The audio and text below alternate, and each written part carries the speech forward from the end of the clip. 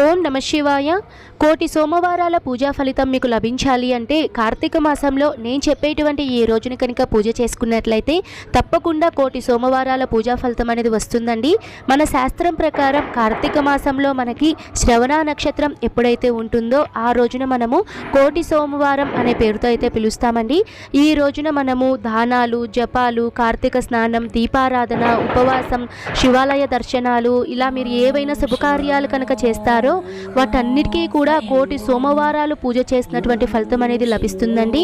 2025 సంవత్సరంలో అక్టోబర్ 30వ తేదీన గురువారం రోజున శ్రవణ నక్షత్రం అయితే ఉందండి. కాబట్టి అక్టోబర్ 30వ తేదీన ఎవరైనా సరే మీరు శివ ఆరాధన కానీ లేదా విష్ణువు ఆరాధన, శ్రవణ నక్షత్రం అంటే సాక్షాత్తు విష్ణుమూర్తి జన్మ నక్షత్రం కాబట్టి విష్ణు ఆరాధన చేసిన వాళ్ళకి కోటి సోమవారాలు పూజ చేసినటువంటి పుణ్యఫలాన్ని అయితే సంపాదించుకోవచ్చండి.